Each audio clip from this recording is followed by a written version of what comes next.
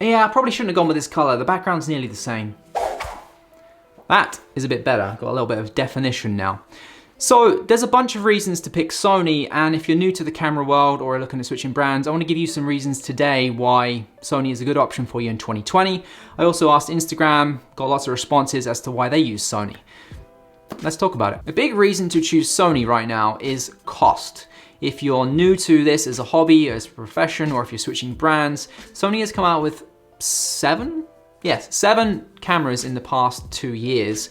6100, 6400, 6600, A7 III, A7R III, A7 IV, A9 II, that's 7, right?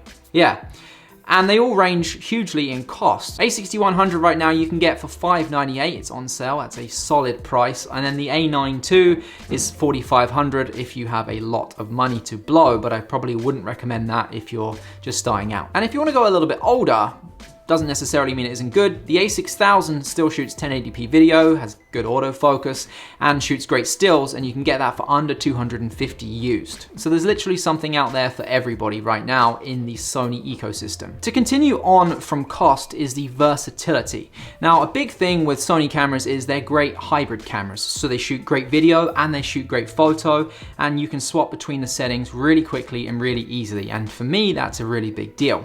The other thing when it comes to versatility is APS-C and full frame.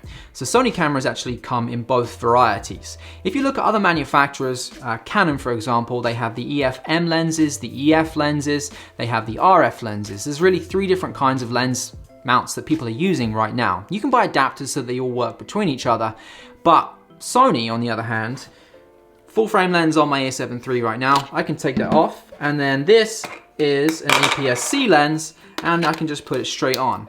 And it works, and they're completely interchangeable. You can use full frame lenses on APS-C cameras, and you can use APS-C lenses on full frame cameras. Yes, there's a few little niggling cons, but ultimately, long story short, they all work on each other. Now, there's a big benefit for that, and that's if you want to upgrade in the future. Let's say you start with something like a used A6000, you're gonna buy some APS-C glass for it. If you then upgrade to a full frame camera in the future, you can put that APS-C glass on your full frame camera. You've probably heard people talking about investing in glass over bodies. That's a really true statement because glass will last you much longer than the technology of a camera body will.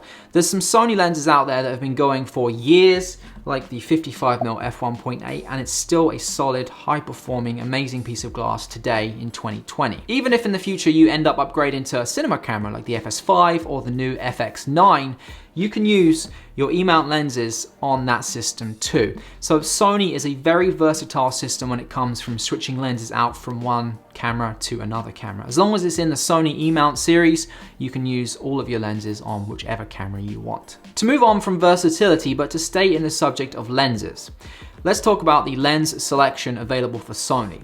It used to be a really valid argument that there wasn't that many lenses available for the E-mount system. However, that really isn't true anymore. Let's just take a look at something. At the time of filming this video, there was 322 lenses available on B&H for E-mount, which, if we compare it to everyone else, is substantially more. So that argument just isn't valid anymore. There is a bunch of incredible glass out there, something for everybody. Pretty much any focal length you want to get is available. And to tack on to that, third parties have started to make some pretty solid glass as well. In the past couple of years, Sigma and Tamron have done some amazing things. They're making glass that is optically better than some of the GM lenses out there. Don't just believe me, look at all the reviews, and they're selling it for a fraction of the price, sometimes half the cost of what it costs you to buy the GM variant of that lens.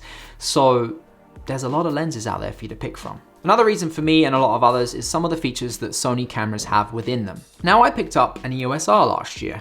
I'm not switching. Calm down, hold your horses.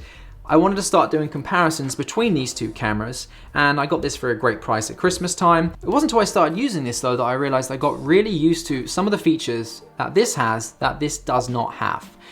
One big thing for me, and I use this a ton and I've talked about it in so many videos, is crop mode.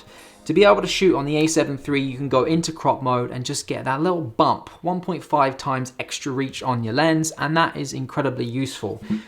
You can't do something similar on the EOS R. Another thing is clear image zoom, which again, I've talked about many times, but it's so true. If you need a little extra reach, it's technically digital zoom, but there is no quality loss that most people can see. This is a huge debate Most people can't tell the difference, and when you need it, that little extra reach is really useful. Another big thing with Sony I like is it has a lot of custom buttons, and you can change every button on here. That is a really useful thing. You can set up the camera exactly how you want it. Yes, you can do similar things with the EOS R, but there isn't as many custom buttons. Same with other brands as well. There's not as many custom buttons available as on some of the Sony cameras. And then a really big thing is being able to switch on the dial there. Most Sony cameras have that dial that allows you to switch between modes quickly and easily. You can set custom settings to one or the other and just quickly swap between them. Yes, on the EOS R you can do similar things, but it involves a minimum of 3 presses to change between different modes. This it's one turn. This it's dit. Yeah, it's not a lot of work, but that's way less work. I hope you get my point. And then another big reason for me is the dynamic range of Sony cameras.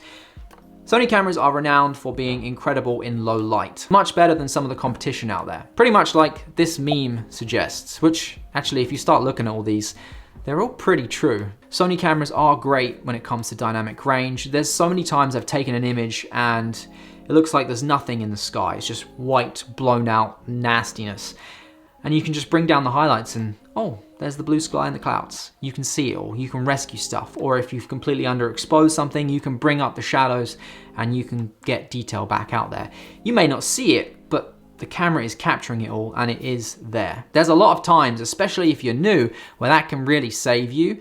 And you shouldn't rely on it because it can make you very lazy very quickly, but it's a really nice feature to have. And that applies to all Sony cameras in general.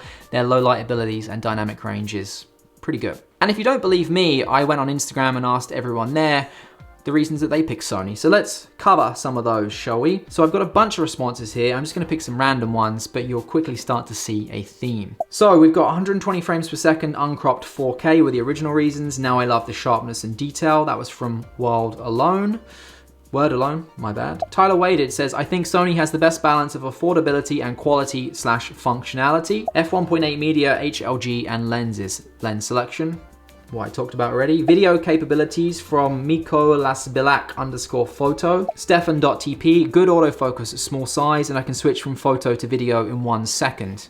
Exactly like I said. Nicholas Bondacia, lens compatibility. Swapping from APS-C to full frame. J Van Game Photography, colors, focus, size, price, versatility, quality lens options. Ryan Murrah, its low light capabilities. From Above AP, autofocus, the Mirage image, sorry, butchered that one. Low light, there's a lot here. All saying the same things, similar themes to what I was talking about, but that probably tells you all you need to know. These are actual, solid, real reasons that people should and do use Sony. Okay, that's it. Thanks for watching. There's a button down below you can click if you want to. Subscribe, lots more videos like this. Otherwise, I'll see you guys later. See ya.